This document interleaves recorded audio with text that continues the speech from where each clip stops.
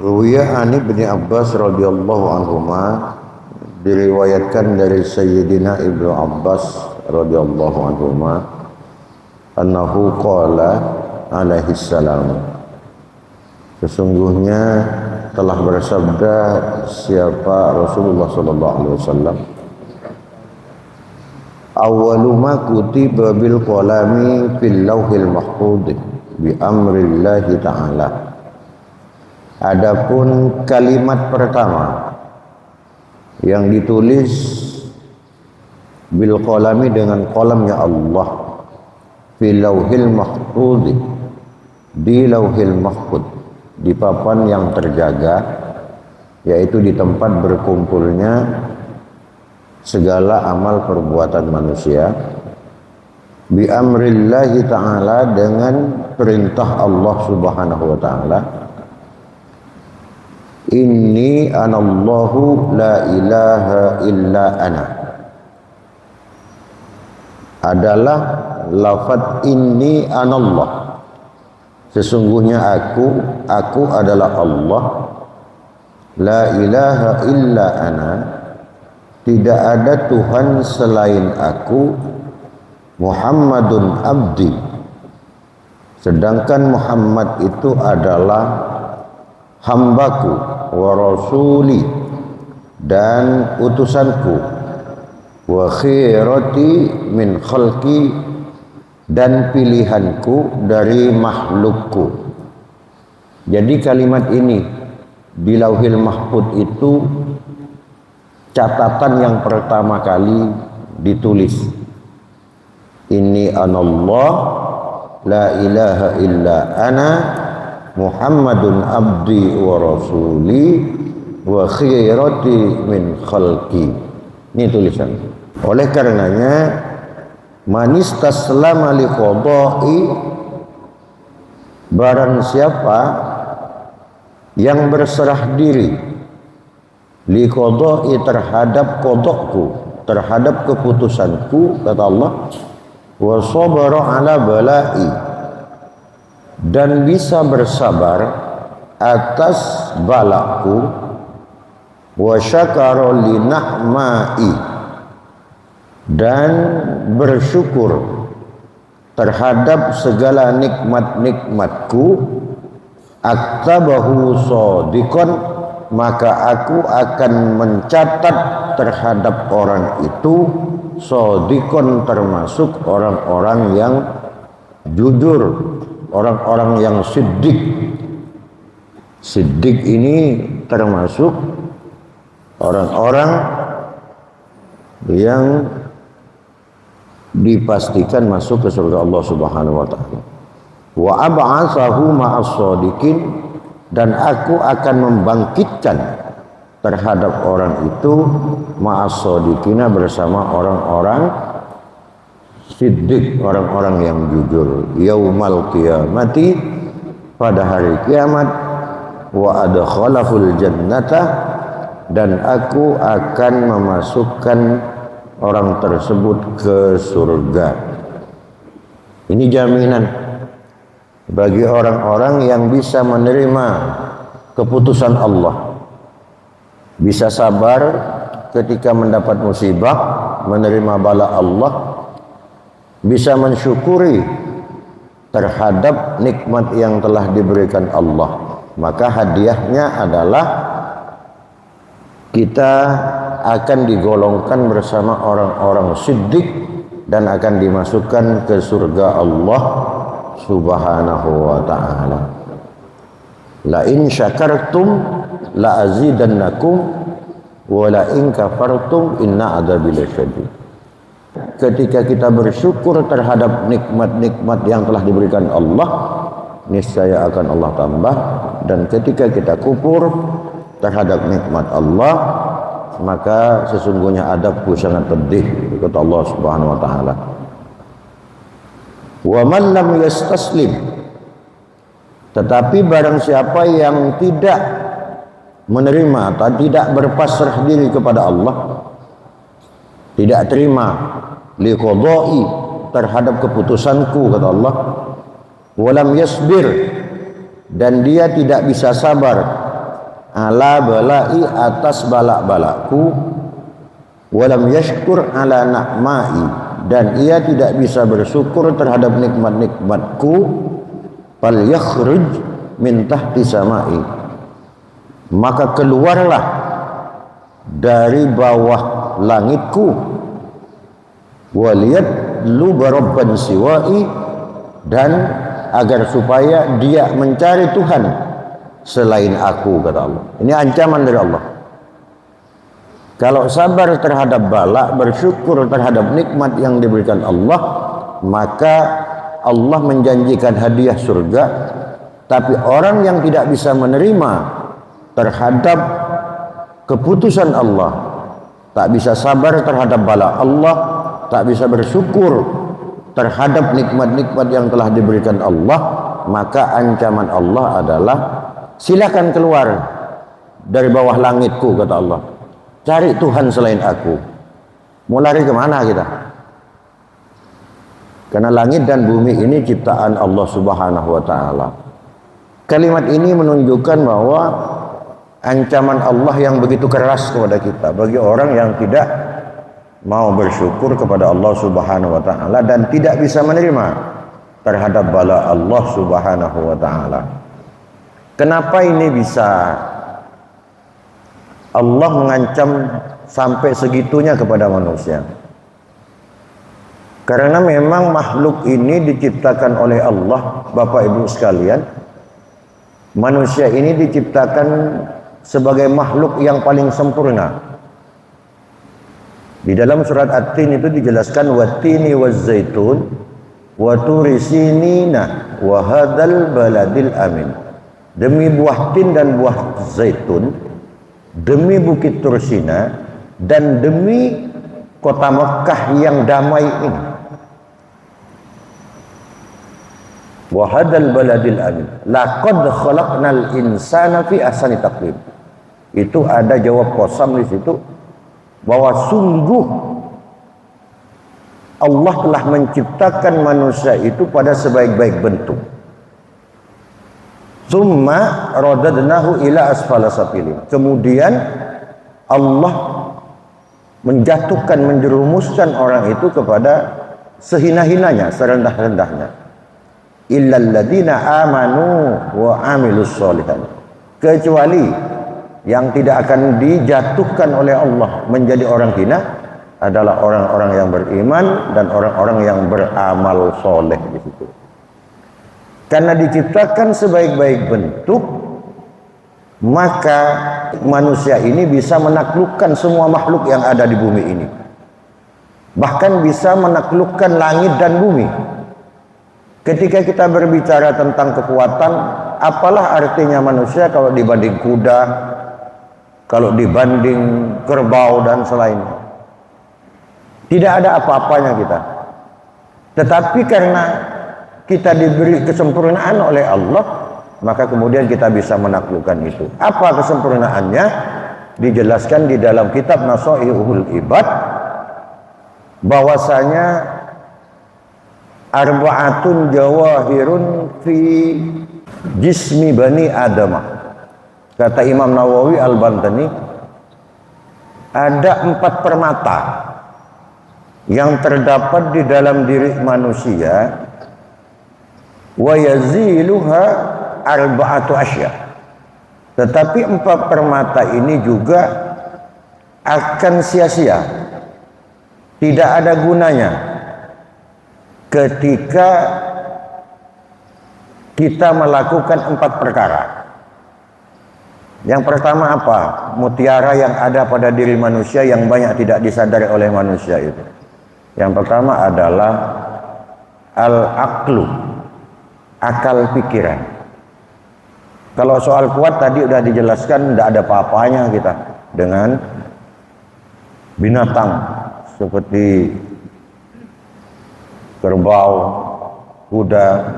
Kalau bicara besar, berapa besar kita kalau dibanding gajah dan sejenisnya?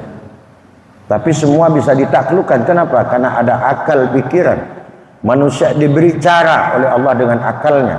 Bagaimana menaklukkan kuda sehingga bisa kita tunggangi. Bagaimana menaklukkan kerbau sehingga bisa kita manfaatkan tenaganya. Gajah dan semuanya, itu semua ditaklukkan, bahkan bumi dan langit itu ditaklukkan oleh kita karena ada satu mutiara yang diberikan kepada manusia, yaitu akal pikiran kita. Coba kita lihat orang yang tak punya akal, orang gila misalnya, apakah dia seperti manusia? Perbuatannya tidak, karena dia sudah tidak punya akal. Tidak ada artinya manusia itu ketika tidak punya akal.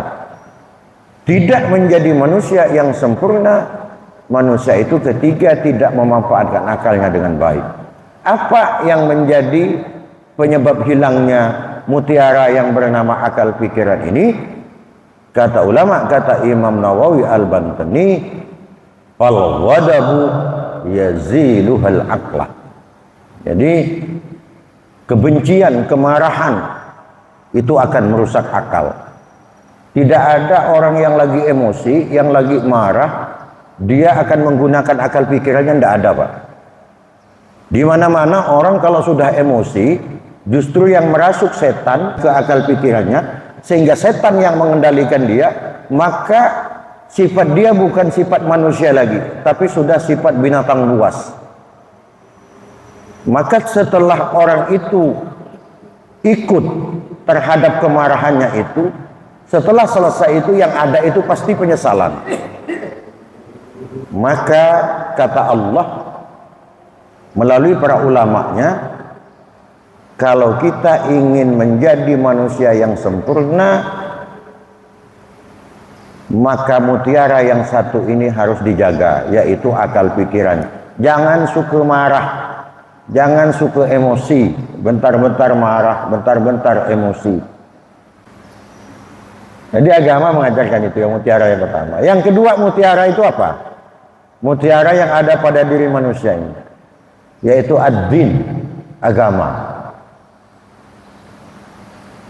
Akal pikiran telah diberikan Allah, mutiara yang pertama, kemudian dilapisi lagi dengan ad-din.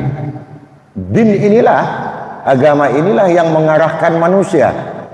Ini yang benar, ini yang salah. Gunakan akal pikiranmu itu. Diluruskan oleh agama. Karena sesuai pengertiannya agama itu adalah, jadi Islam itu wad-dinul ladzi ba'atsallahu ala sayyidina Muhammadin lihidayatin nasi wa sa'adatihim. Itu pengertian Islam, Pak. Jadi yang disebut agama Islam itu adalah agama yang diturunkan Allah kepada Nabi Muhammad. Tujuannya dua, tujuan Islam itu. Pertama, lihidayatin nas, untuk memberi petunjuk kepada manusia.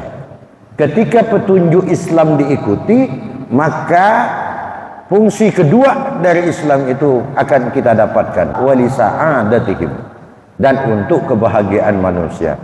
Tenang, damai. Orang yang mengikuti ajaran Islam dengan benar, maka hidupnya akan tenang, damai, tidak ruwet. Sebaliknya, orang yang tidak mengikuti ajaran Islam dengan benar, suka emosi, suka marah-marah, yang ada di pikirannya hanya urusan dunia, yang ada pasti keruwetan-keruwetan yang datang. Apa yang akan menghilangkan itu? Wal hasadu yazilu haddin. Sifat dengki itu akan menghilangkan kemurnian agama yang ada pada diri kita. Tak bisa tenang orang yang suka dengki, Pak. Orang iri itu tidak akan bisa tenang hidupnya, meskipun dia kaya raya sekalipun, apalagi miskin. Ada tetangga beli kulkas, kita yang kesejokan. Tetangga beli mobil, datangkan mobil, kita datangkan ambulan. Karena darah tinggi, masuk rumah sakit. Penyakit orang dengki ini tidak akan pernah tenang di dunia, apalagi nanti di hadapan Allah di akhirat. Maka agama inilah yang mengarahkan kita agar kita itu bisa menjaga mutiara yang kedua ini, yaitu agama. Yang pertama akal, yang kedua adalah agama.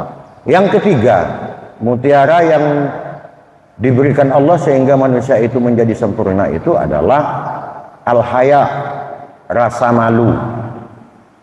Binatang tidak punya rasa malu, tidak punya akal. Makanya ayam, sapi, kambing dan yang lain, meskipun umatnya,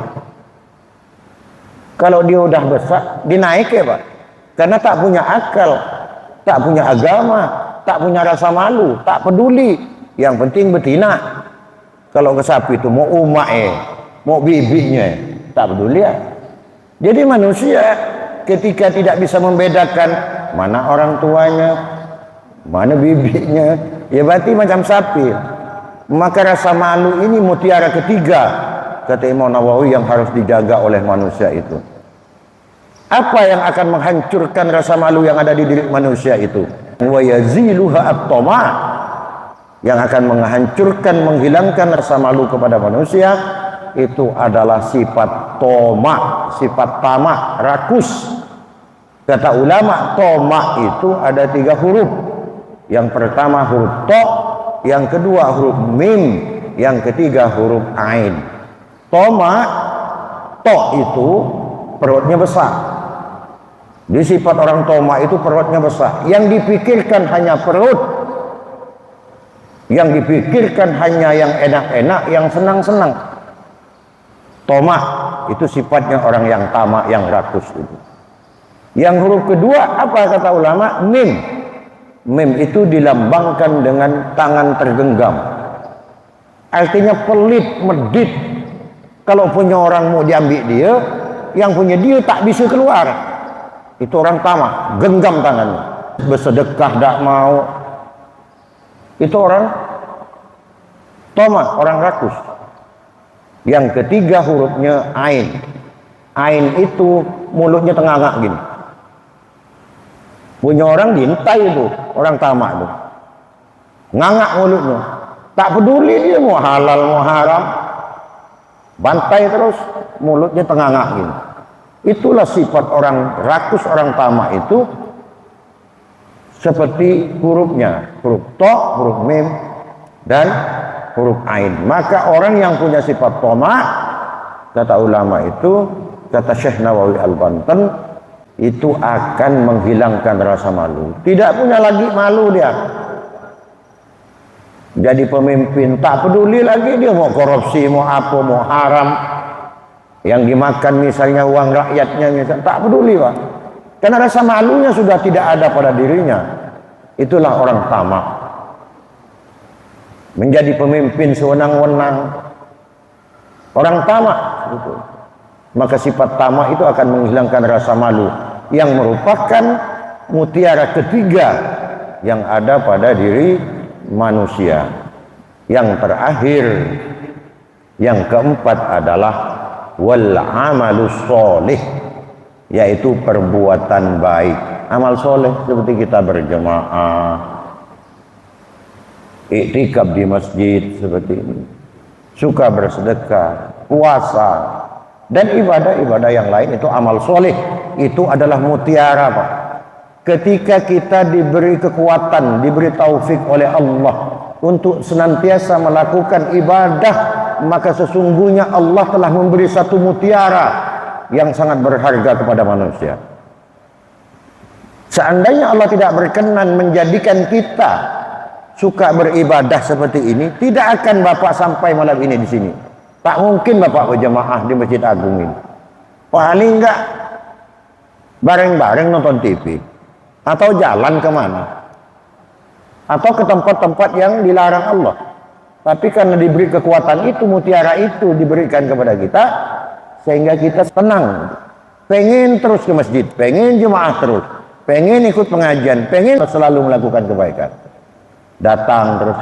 Justru ketika tak datang ke masjid, orang yang mendapat taufik itu, ketika kebiasaan yang ia lakukan itu ditinggalkan, tertinggal, maka akan merasa rugi. Berarti di dalam dirinya imannya kuat orang itu. Berarti taufik Allah kuat terhadap diri seseorang. Apa yang menghancurkan amal soleh ini? Wal ghibatu, yaziluhal amal sholih. Ghibah, menggunjing, ngomongkan orang,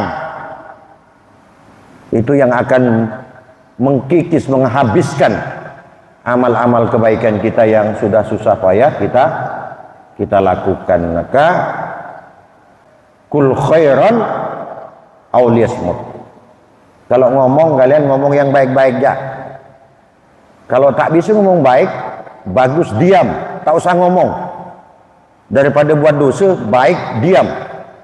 Kata pepatah Arab ini, idza kalamul fiddatu, ketika berbicara itu adalah perak, fasukutud dhahab, maka diam adalah emas. Artinya, kalau tidak ada manfaatnya, lebih baik diam, tak usah ngomong. Apalagi kita menggunjing, menghibah orang lain yang justru akan mengikis amal-amal perbuatan manusia. Karena nanti di akhirat Pak, ada orang bangkrut. Ketika ditanya oleh Rasulullah pada sahabat, ya ashabi, wahai sahabat-sahabatku, mal muflis, siapa orang bangkrut itu? Al muflisu ma la mala lahu ya Rasulullah. Orang yang muflis itu adalah orang yang tak punya apa-apa. Apa kata Rasulullah? Jawabanmu tidak salah. Itu bangkrut juga, tapi itu bangkrut yang tak bahaya, kata Rasulullah. Justru bangkrut yang bahaya itu adalah yang disebut muflis menurut Islam adalah orang ketika hidup di dunia amal sholatnya banyak, amal puasanya banyak, amal sedekahnya banyak, sudah naik haji, segala perbuatan baik ketika hidup telah dilakukan, tapi ketika dia meninggal dan nanti di padang mahsyar, ketika di perhitungan amal yang seharusnya dia masuk surga, tapi ketika akan masuk surga ditahan oleh orang lain, dia minta kepada malaikat, tunggu malaikat, jangan dulu orang itu masukkan ke surga, karena di dunia dia telah memfitnah aku, yang membuat aku terkucil di kampung, dijelekkan orang, dibenci orang. Aku hari ini minta keadilan, akhirnya dipotong amalnya Pak. Datang lagi ketika hidup di dunia pernah ninju orang, orang tak salah ditempeleng, ditinju, dipinta lagi keadilan, dipotong lagi amalnya. Setelah itu ada lagi dosa yang lain, dipinta lagi, potong lagi amalnya, sampai habis amalnya yang banyak itu. Kemudian malaikat melapor, ya Allah, ini amal orang yang banyak ya Allah, seharusnya masuk surga tapi tak masuk surga, bayarkan utang. Gimana nih, yang nagih utang masih banyak? Gampang kata Allah, dosa orang itu kasihkan ke orang itu. Dosa orang Pak diberikan ke kita, yang akhirnya habis, amalnya habis, yang justru yang banyak dosa-dosa. Kemana akhirnya? Ke neraka Pak. Karena kita suka usil, mulut kita suka menggunjing orang lain. Jadi itu sayang Pak, amal yang kita kumpulkan banyak-banyak ternyata harus habis begitu saja karena perbuatan, karena mudahnya lidah yang tak bertulang ini untuk menghibah orang lain, menggunjing orang lain. Mari kita jaga amal baik kita ini, hindari dari perbuatan-perbuatan yang dimaksud. Jadi itu 4 mutiara yang diberikan Allah kepada manusia, kita umat Islam ini, mari kita jaga sama-sama.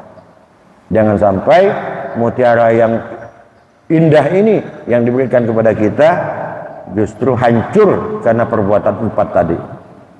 Selanjutnya qala al-faqih rahimahullahu, berkata siapa Imam al-Faqih rahimahullah, as-sabru 'alal bala'i wa dzakarallahu indal masaibi.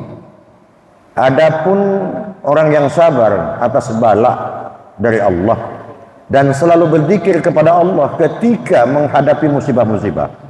Jadi terhadap bala sabar, ketika dapat musibah ingat kepada Allah. Perbanyak, makin banyak zikir orang yang banyak musibah itu. Mimma yajibu 'alal insan, dari perkara-perkara yang wajib terhadap manusia. Li'annahu idza dzakarallahu fi dzalikal makan, karena sesungguhnya jika orang mendapatkan musibah tapi malah dia makin banyak berzikir kepada Allah, karena ridhan anhu bi qada'illahi wa targhiman, maka Allah akan ridha kepada orang itu, wa targhiman lisyaitani, dan Allah akan memenangkan orang itu kepada setan. Setan tak akan mampu menggoda orang itu. Percuma, karena dikasih bala sabar, kalau dapat musibah makin banyak zikirnya. Contohnya siapa? Nabi Ayub, Pak. Nabi Ayub itu dalam kisah dijelaskan, saking dia dikasih penyakit oleh Allah itu yang ada hanya kulit dan tulang serta organ-organ yang ada seperti perut, hati, limpa, dagingnya habis. Jadi ulat yang ada di badan tuh, kalau Nabi Ayub ini mau sholat, diambil ulat-ulat ini ditaruh sholat. Setelah sholat diambil lagi ulat itu dipasang lagi ke badannya. Nabi Ayub bisa gitu macam itu, Pak. Itu digigit nyamuknya, marahnya minta ampun. Itu Nabi Ayub. Jadi kata Allah, itulah hambaku yang aku ridhoi. Kalau orang bisa sabar seperti itu, dan setan tak akan mampu untuk menggoda dia. Qala Aliyub nu Abi Thalib karamallahu wajhah. Berkata siapa Imam Ali Abu Thalib, as-sabru ala salasati aujah. As-sabru ala salasati aujah. Sesungguhnya sabar itu ada 3 macam. Ada 3 arah. Al-awwalu as-sabru ala ta'ah, yaitu orang sabar atas ketaatannya. Salat, bangun tengah malam, salat tahajud, bersedekah. Itu berapa? Saya bilang nyaman. Macam kita dari maghrib sampai isya nanti. Salat, ngaji begini, nanti salat lagi, baru pulang. Itu kalau tanpa kesabaran yang ada pada diri kita ini untuk apa? Bagus kita tidur di rumah bareng-bareng, rokok-rokokan, ngopi, kan lebih enak. Kenapa sampean memilih ke sini? Berarti sampean sudah punya as-sabru ala ta'ah. Sabar atas ketaatan kita. Tetap datang ke masjid, ngaji, sholat berjamaah. Memilih ini. Kata Sayyidina Ali itu. Yang pertama. Yang kedua, sabar itu adalah wasani as-sabru alal maksiyah, yaitu sabar kita menahan maksiat. Setiap perbuatan dosa padahal itu indah, menyenangkan, tapi kita hindari, berusaha menghindar dari itu. Itu termasuk tingkatan sabar yang tinggi, bahkan lebih tinggi daripada kita sabar atas ketaatan. Terus wasalisu as-sabru alal musibah, dan sabar menghadapi musibah dari Allah Subhanahu wa taala. Faman sabara 'ala ta'ati a'tahu Allah taala mi'ata darajatin. Orang yang sabar terhadap ketaatan kepada Allah Subhanahu wa taala, Allah akan menghadiahkan kepada orang itu 100 derajat. 100 derajat. Kullu darajatin ma bainas sama'i wal ardi. Setiap 1 derajat itu jarak antara 7 lapis langit dan 7 lapis bumi. Kalikan 100. Yaitu orang yang sabar pada ketaatan. Tuh. Wa man sabara 'anil ma'siyati. Dan barang siapa yang sabar atas kemaksiatan, tidak mau melakukan kemaksiatan, a'tahullahu ta'ala yaumal qiyamati sittu mi'ati darajatin. Yaitu Allah akan memberikan hadiah kepadanya dengan 600 derajat. Kullu darajatin ma bainas sama'i wal ardi. Setiap 1 derajat itu sebanding antara 7 lapis langit dan 7 lapis bumi. Jadi sabar menghindari maksiat, menghindari dosa 6 kali lipat pahalanya dibanding kita sabar ketika melakukan ketaatan. Itu kata Sayyidina Ali karamallahu wajhah. Wa man sabara 'alal musibati atahullah ajrahu bighairi hisab. Sedangkan tingkatan yang tertinggi adalah ketika kita sabar menghadapi musibah dari Allah Subhanahu wa taala. Apa hadiahnya? Atahullahu ajrahu bighairi hisab. Allah akan menganugerahkan, menghadiahkan kepada orang itu, orang yang sabar menghadapi musibah dari Allah, itu nanti di akhirat akan dimasukkan surga oleh Allah tanpa hisab, tanpa dihitung lagi amal perbuatan kita. langsung dimasukkan ke surga Allah Subhanahu wa ta'ala. Amin ya rabbal alamin. Jadi ini Pak, begitu tinggi, begitu agung tingkatan kesabaran itu ketika kita mampu melakukan itu, dan hadiah anugerah yang akan diberikan Allah kepada kita. Bapak Ibu sekalian yang dimuliakan Allah, jadi ini bab 14 yang menjelaskan tentang sabar terhadap musibah yang diberikan Allah kepada kita. Pada dasarnya semuanya kita kembalikan kepada Allah. In khairan fa khairun, in syarran fa syarrun. Ketika kita baik, Allah akan balas baik. Ketika kita jelek, maka juga Allah akan membalas jelek kepada kita. Semua tergantung kepada kita. Mudah-mudahan kita diberi pertolongan oleh Allah, selalu menjaga kesabaran, baik itu dalam ketaatan, sabar menghadapi musibah, dan sabar di dalam menghindari maksiat dari Allah Subhanahu wa ta'ala. Bapak Ibu sekalian yang dimuliakan Allah, demikian yang dapat saya sampaikan, kurang lebih saya minta maaf. Ihdinas siratal mustaqim, Allah yuwaffiquna wa yarda, wallahu muwaffiq ila aqwamit thoriq. Wassalamualaikum warahmatullahi wabarakatuh.